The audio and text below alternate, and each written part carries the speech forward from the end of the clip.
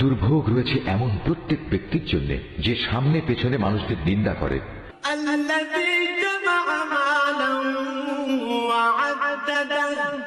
যে কাঁড়ি কাঁড়ি অর্থ জমা করে এবং যথাযথভাবে তা গুণে রাখে।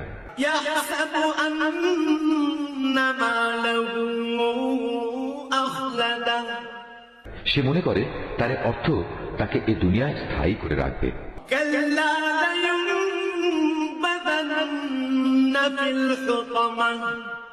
বরং নির্ঘাত অল্প দিনের মধ্যেই সে চূর্ণ বিচূর্ণকারী আগুনে নিক্ষিপ্ত হবে।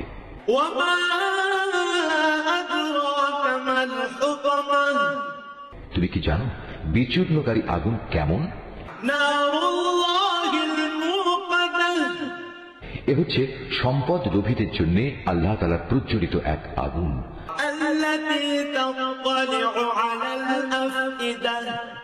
যা এত মারাত্মক যে মানুষের হৃদয় পর্যন্ত পৌঁছে যাবে।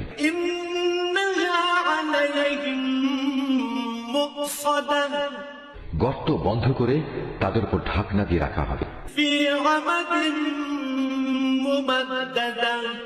যেন খুলে না যায় সেজন্য উঁচু উঁচু থাম দিয়ে তা গেড়ে রাখা হবে।